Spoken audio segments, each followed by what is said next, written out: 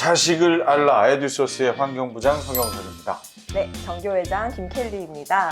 네, 오늘 모실 분은요, 우리 초등 아이들의 속마음 번역가라고 부르고 싶어요. 우리 초등 부모님들께 한 줄기 빛이 되어주실 분입니다. 초등 사이다 김선호 선생님 어서 오세요. 어서 네, 오십시오. 반갑습니다. 네, 반갑습니다. 초등 부모님들의 한 줄기 빛이 되주신다. 그 초등 부모 중에 한 사람이 그렇죠. 저라서 아주 오늘 이 시간을 너무나 기대했습니다. 네, 오늘 빛을 넘어서 구원의 손길을 구원까지 보내드리겠습니다. 감사합니다. 네. 구체적으로 그럼 오늘 어떤 에듀소스가 준비되어 있을까요? 자녀와의 대화의 어려움을 가지신 부모님들을 중심으로 하고요. 자녀 학습에 도움이 되는 그런 대화도 같이 이야기를 나누겠습니다. 소통과 학습 모두. 네. 오, 최고입니다. 최고. 너무 기대가 됩니다. 네. 우리 선생님 초등아이 속마음 번역가라고 말씀을 드렸는데요. 네. 부모님들께서 초등아이들과 대화하기 되게 어려워하시는 것 같아요. 특히나 네. 나이가 점점 먹어갈수록. 왜 그런 걸까요? 일단 1, 2학년 때는 대화가 잘 된다고 이제 생각을 하셔요. 그런데 엄밀히 따지면 착각을 하고 계신 거죠. 이유는 이제 물어보죠. 뭐 선생님 어때? 친구들 어때? 그리고 뭐 생일잔치에 누구누구 왔니? 그러면 그러면 아이들이 유주할 고주할 이야기를 해줍니다. 그렇죠. 그러면 대화가 잘 되고 있다고 생각을 해요. 음. 근데 제가 아까 들었던 문장들 있잖아요. 음. 학교 선생님 어때? 뭐 친구들 어때? 생일잔치 어때? 음. 이게 1학년 아이가 쓴 동시 구절입니다. 그 동시 제목을 뭐라고 했을까요? 잔소리? 엄마의 인터뷰라고 했어요. 엄마의 인터뷰. 그러니까 엄마는 그걸 대화라고 생각했지만 아이는 이미 1학년부터 계속되는 질문을 받는 인터뷰 정도로 느끼고 있는 거죠. 똑같은 말을 1, 2년 들으면 이제 3학년 즈음부터는 대답하기가 너무 싫어지죠. 그리고 중학년 이상이 되면 그때부터는 또래와 관심이 많아지고 이제 친구와 대화를 하고 싶어지지 엄마 아빠랑 대화를 하고 싶어지지 않아요. 그래서 4학년 이상, 이제 자녀분이 4학년이라고 저 말씀드렸잖아요. 4학년입니다. 예. 그 4학년 이상의 대화는 그냥 엄마 아빠의 일상적인 이야기를 먼저 하시는 게 중요해요. 뭐 직장에 갔는데 부장이 어떻고 또 아니면 뭐 찬장을 열었는데 뭐 바퀴벌레가 나왔고 뭐 이런저런 얘기를 하다가 보면 아이가 재미없으면 그냥 자기 방으로 들어가 버립니다. 네, 괜찮습니다. 실망하시지 마시고 이제 더 재밌는 버전으로 찾아서 연구해서. 네, 찾아서 다음에 또 그 이야기를 또 계속 이어서 해주시면 돼요. 대화의 중심을 이제 아이가 아닌 엄마, 아빠 자신에게 이렇게 돌리는 스토리로 진행하시는 게 그나마 대화할 수 있는 방법이고요. 아니, 오늘 제가 이 시간 아주 기다리고, 왜냐면 저희 아이는 뭐 참 착한 아이인데 점점 변화하는 느낌을 제가 봤거든요. 저도 좀 대처를 해야 되겠다. 평범한 가정에서도 아이가 네. 쉽게 짜증내게 되는 상황이 이제 부모님이 공부 얘기 꺼냈을 때 그런 그렇죠. 일이 많이 네. 나오잖아요. 네. 그러면 아이랑 안 싸우고 이 공부 얘기를 할 수 있는 팁이 있을까요? 엄마가 뭐 숙제했는지 공부했는지 확인하러 방문으로 갑니다. 그럼 발자국 소리가 들리겠죠. 아니면 노크 소리가 들리겠죠. 그 순간 아이들은 직관적으로 이미 목소리 하나 듣는 겁니다. 그 소리를 통해서 엄마가 숙제를 물어보겠구나라는 걸 알아요. 여지없이 엄마가 문을 열고 물어보죠. 숙제는 다 했니? 그럼 아이가 확 짜증냅니다. 왜 자꾸 물어? 엄마는 억울하죠. 난 한 번밖에 안 물어봤는데. 아이는 이미 몇 번을 들은 겁니다. 그래서 저는 이걸 냄새 교란 작전이라고 하는데 대화를 음성이라 생각하지만 아이들은 냄새처럼 느껴요. 대화하기 전에 이미 알아차립니다. 그래서 문을 열고 노크하고 들어가셔요. 그럼 아이는 엄마가 이제 숙제 물어보겠구나 하겠죠. 이미 한번 들었습니다. 부모님은 나는 이미 말했다라고 그냥 생각하시고 묻지 마시고 그냥 다른 거 필통이 좀 낡았네? 이거 하나 갈아줄까? 아니면 뭐 이렇게 좀 덥지 않아? 에어컨 틀어줄까? 하고 한 바퀴 둘러보고 그냥 나가면 됩니다. 나가시면 그래도 물어봐야 되지 않나요? 라고 하시는 분이 계세요. 아까 말씀드렸듯이 문을 연 순간 아이는 이미 들었습니다. 그걸 꼭 인지하시고 그때 물어보시면 결국 다투는 것밖에 되지 않아요. 그러면 했는지 안 했는지 어떻게 알아요? 그럼 어떻게 하시냐면 그렇게 한 바퀴 방을 둘러봤잖아요. 그리고 2시간이나 3시간 뒤에 부르는 겁니다. 영희야 숙제한 거 가지고 나와. 문제집 가지고 나와. 네. 이건 뭐냐면 싸움의 그라운드를 방이 아닌 엄마의 그라운드로 데리고 나오는 거예요. 그러면 들고 나오면서 이미 반성을 하든 뭐 잘했든 펼칩니다. 그러면 흔적이 아까 한 바퀴 돌고 온 이후로 한 노력이 있네 하는 흔적은 보실 수 있을 거예요. 이미 대화를 한 거기 때문에. 근데 좀 부족한 부분이 있으면 이 부분 뭐 시간이 좀 부족했나 봐 이렇게 좀 그럼 좀 어려웠어 이런 이야기를 합니다. 그럼 아 그래 그러면 다음에 조금 시간 늘려서 하자 하고 다시 방으로 돌려보내면 됩니다. 그러면 이제 싸움을 일단은 피하실 수 있고요. 근데 저는 이렇게 말씀을 드려요. 자녀 방을 들어갈 땐 그냥 싸울 생각을 하셔라. 특히 고학년 이상이 되면. 그런데 싸움을 하되 위태롭지 않을 만큼만 싸우면 이게 대화다. 위태롭지 않을 만큼이라는 건 뭐 툭툭 서로 1대1 아니면 2대2 정도 3대3으로 넘어가면 싸움으로 갈 가능성이 높습니다. 2대2 정도만 하고 그냥 나오시는 거예요. 주의해야 하실 거는 1대1 뭐 2대2 됐는데 거기서 모욕적인 말을 한마디 툭 던지는 건 금물입니다. 이게 아이도 너무 잘 알고요. 이미 10년 이상 부모님이랑 같이 살았잖아요. 그래서 우리 엄마가 어떤 말을 수치스러워 하는지 잘 압니다. 엄마도 우리 아이의 어떤 부분이 힘들어하는지 알아요. 너 맨날 그렇게 먹으니까 살이 그렇게 찌지. 뭐 툭 그런 말 한마디 던지고 나오면 이건 나중에 미안하다고 얘기해서 해결이 안 됩니다. 그 아이는 이미 분노가 자리하고 있기 때문에 꼭 복수할 기회를 찾아요. 그래서 언젠가 비슷하게 엄마한테 복수하거나 만약에 분위기가 복수할 수 있는 분위기가 안 되면 결국 학교에 가서 타인에게 그 복수를 합니다. 그래서 계속 악순환이 돼요. 그래서 1대1, 2대2 정도면 아주 훌륭한 대화다. 모욕적인 말만 하지 않으면 된다. 싸울 생각하고 들어갔는데 또 우연히 어느 날은 하하하 하고 나옵니다. 그럼 뭐 아주 좋은 날이 되는 거죠. 근데 그 자기 네. 공부 공간이 있음에도 불구하고 네. 뭔가 공부나 숙제를 할 때 네. 이상하게 엄마 말고 아빠 근처에서 이렇게 하고 싶어하는 아이. 오늘 후반부에 나올 내용을 선지적으로 계속 그래서 그러는데, 그거를 이제 예. 잠시 후에 제가 여쭤보도록 하겠습니다. 네. 그럼 지금 현재 선생님이시잖아요. 학교에 네, 계시는데 네. 우리 학생들을 보면 아우 이 친구 아주 똘똘하다, 이 친구 참 착하다, 공부 네. 잘하겠다 이런 게 이렇게 느낌으로도 이렇게 예측이 되시나요? 거의 다 맞습니다. 네. 거의 다 맞으세요? 네, 그게 제가 뛰어나서가 아니라 네. 이제 6학년 오랫동안 하신 선생님들 여쭤보면 네. 거의 다 예측들을 하시고요. 와. 그 일단 제가 질문 하나 드릴게요. 벼락치기 한 아이와 꾸준히 한 아이와 어떤 아이가 성적이 잘 나올까요? 초등 때는 큰 차이가 없을 것 같은데요. 아, 역시 맞습니다. 보통 학부모님들은 꾸준히라고 말씀드리려고 했죠. 꾸치기.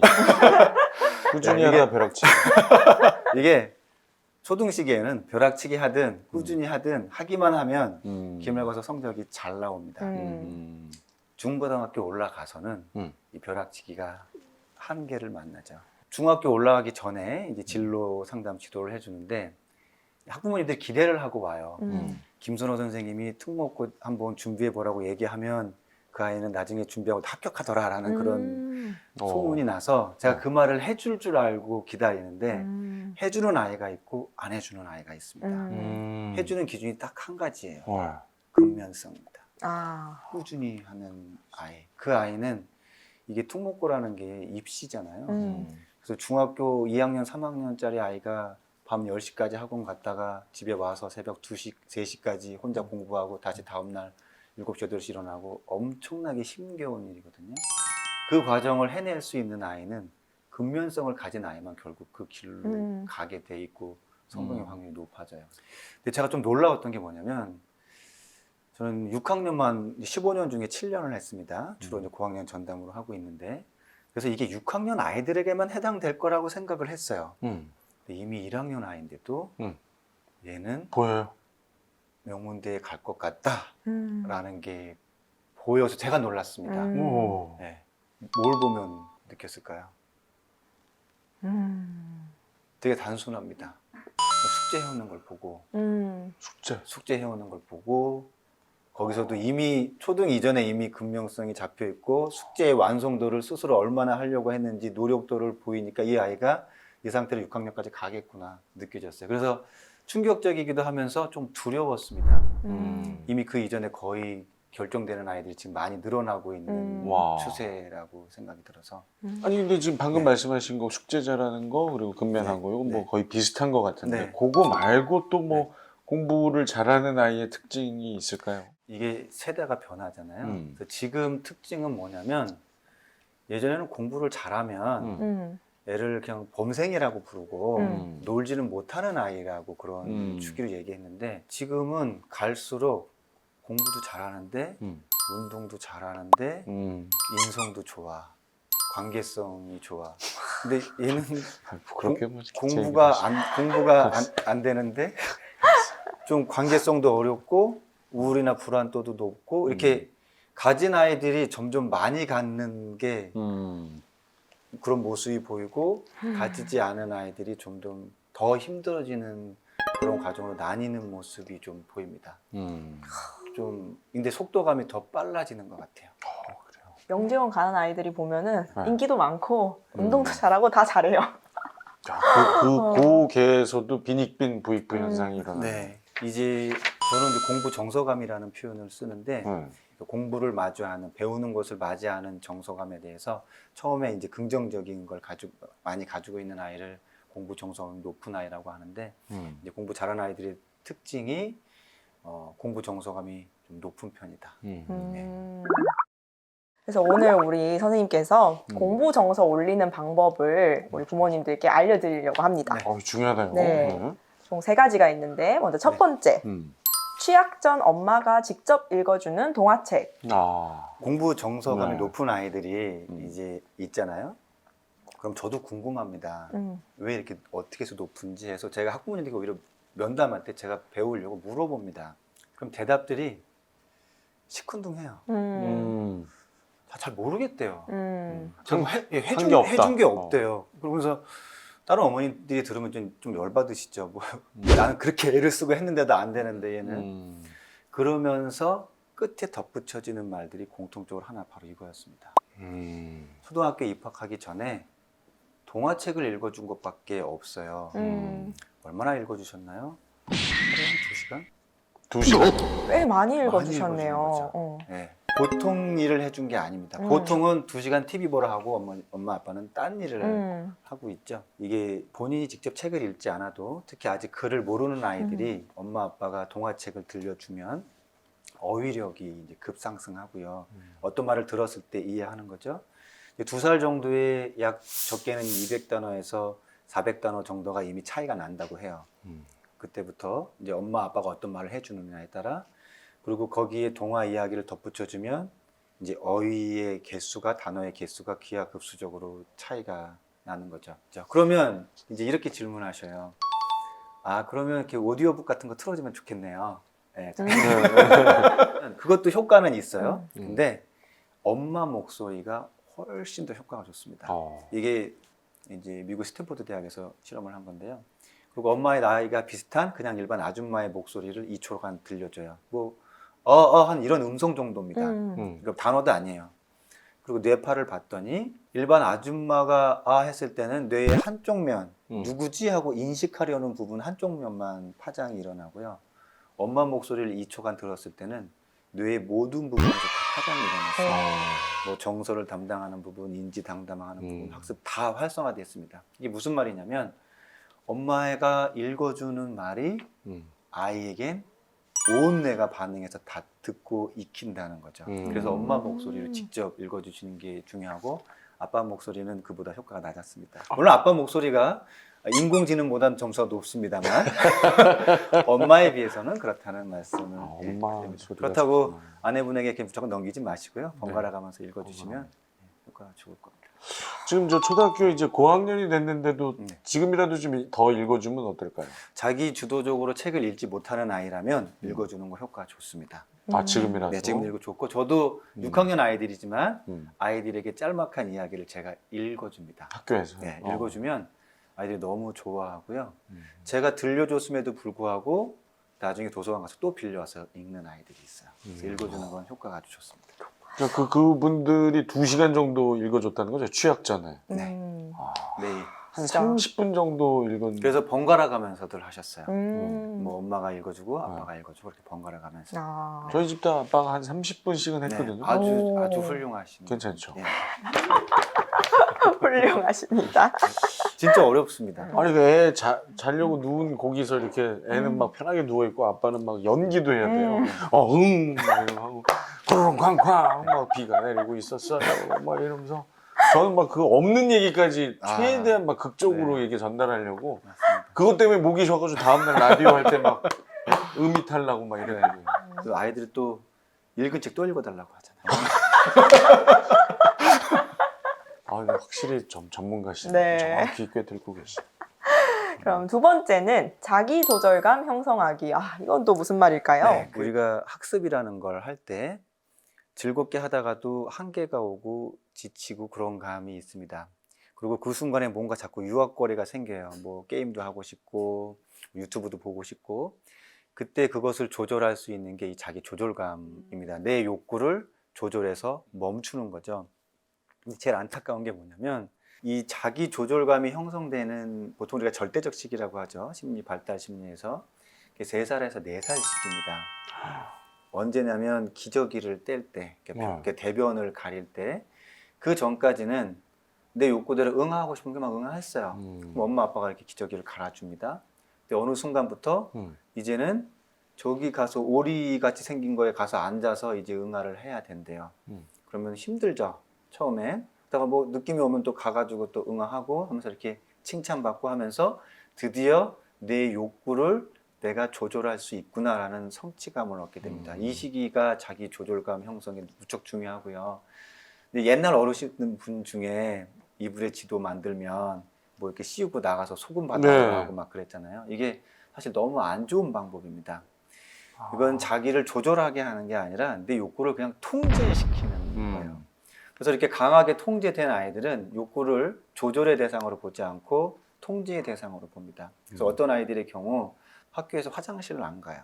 유치원에서 화장실을 안 갔다가 꾹꾹 참다가 집에 가서만 합니다. 이거는 조절이 아니라 통제를 하는 거죠. 뭐 좀 실수를 하더라도 아 그래도 여기까지 왔네, 앉았네, 격리해주면서 이렇게 으쌰으쌰 해주면서 자기를 조절하는 과정을 갖게 하면 너무 좋은데 문제는 제가 대부분 다 강연을 나가면 이미 초등학부모님들이에요. 이미 지났군요. 지났어요. 세네 살. 그러면 초등 시기에는 자기 조절감을 갖추는 방법이 없나요? 뭐 있습니다. 물론 절대적 시기만큼은 아니지만 그래서 그 방법이 뭐냐면 그 쉬었다 하라는 거예요. 쉬었다 해. 이제 부모님들이 우리 아이가 뭘 만들기를 열심히 하고 있으면 되게 뿌듯합니다. 특히 뭐 레고 같은 거 조립하면 어떤 아이들은 2시간, 3시간씩 그냥 앉아가지고 뭔가를 만들어내요. 이때 멈추게 해주셔야 됩니다. 지금 간식 먹을 시간이야? 간식 먹고 해. 간식 먹고 하지 마라가 아니라 간식 먹고 해.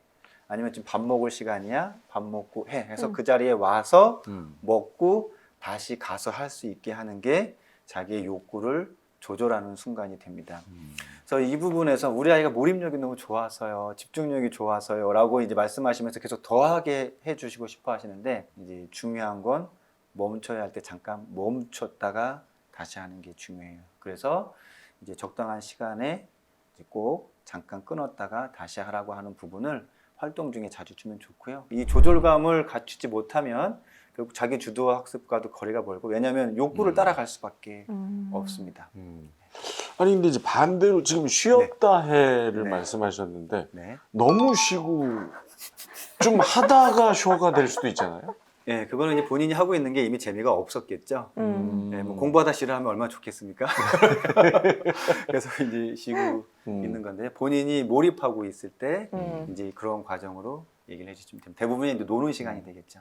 그러니까 그걸 그대로 응용하면 너무 네. 쉬는데 몰입하고 있으면 잠깐 공부하다가 쉬어. 이것도 방법이 되겠네요. 아, 공부하다가 쉬어라고 하시면 또 공부는 짧게 하고 오래 쉴 테니까 네. 이제는 공부 시간이야 하고선 아, 공부 그때는? 시간으로 돌리셔야 돼요. 그렇군요. 네, 세 번째, 의지력보다 습관이 중요. 우리가 이제 학부모님들이 하다가 안 되면 너는 의지가 그 모양이냐. 좀 노력해야지. 이렇게 의지가 낮다는 걸 계속 말씀을 하시거든요. 근데 아이들 자체가 이미 의지력이 낮습니다. 음. 의지력이 높게 형성돼 있지 않아요. 뭐 어른들도 사실 쉽지 않은 부분이고요. 그래서 의지력을 가지고 탓하기보단 기본적으로 패턴화돼서 습관화를 만드는 게 더 중요합니다. 이 습관화의 장점은 뭐냐면 의지를 사용하지 않게 해요. 저기 컵라면이 있습니다. 밤에 먹고 싶죠. 먹을까 말까 합니다. 그럼 아예 그냥 컵라면이 없다. 의지력을 발휘할 필요가 없죠. 먹을 수가 없으니까. 이건 이제 환경을 만들어 주는 거고요. 환경을 만들어 주면 습관이 되는 겁니다. 이것부터 시작하세요. 저녁 먹고 나면 다 같이 앉아서 책을 읽으세요.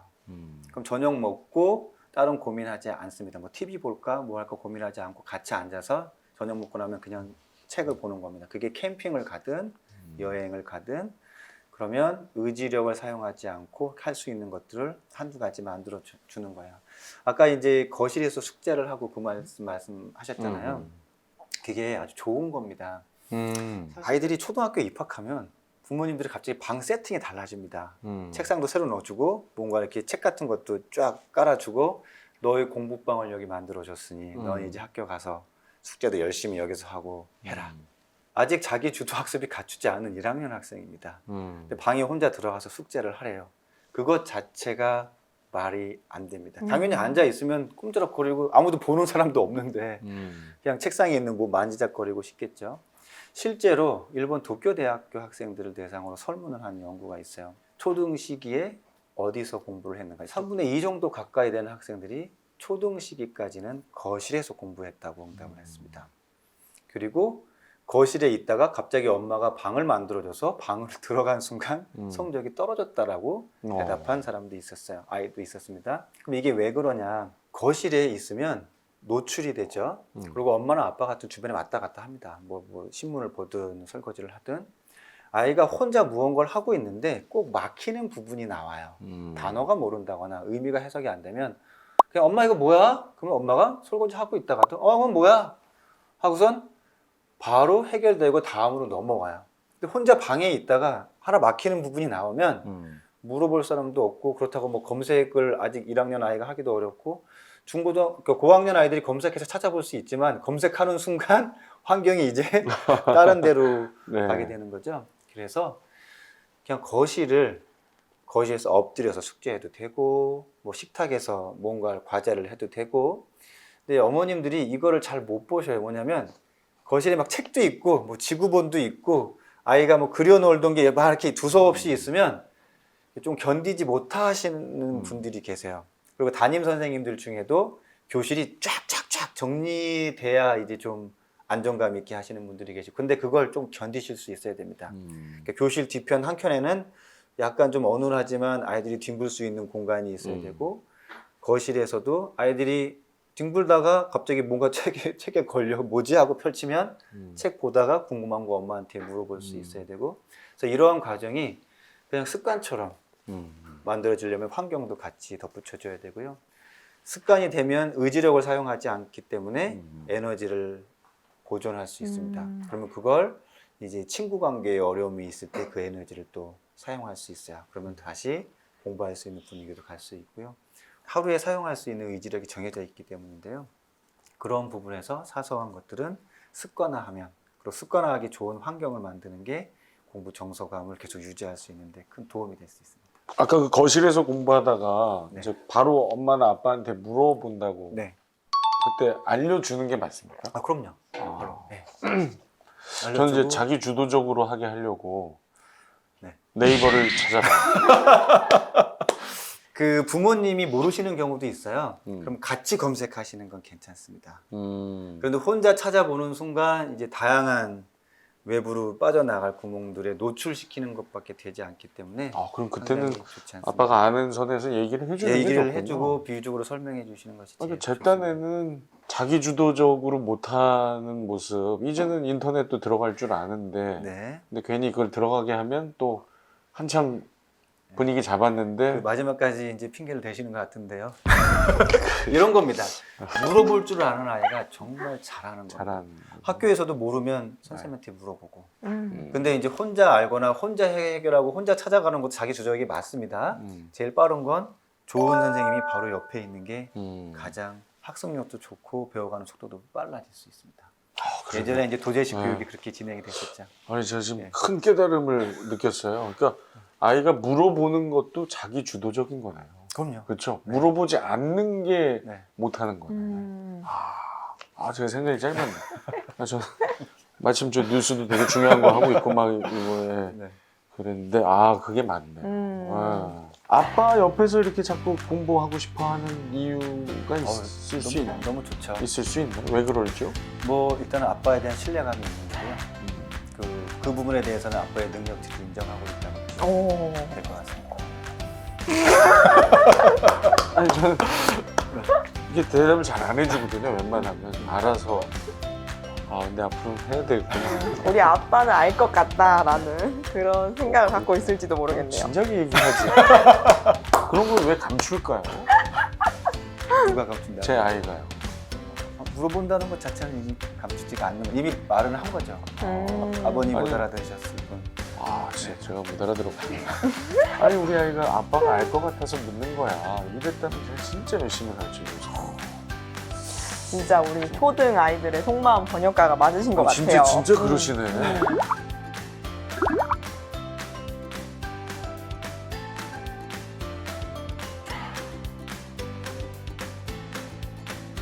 자, 에디소스 구독과 좋아요, 알림 설정 부탁드립니다. 네, 저희는 더 맛있는 교육 소스를 들고 찾아오겠습니다. 감사합니다. 감사합니다.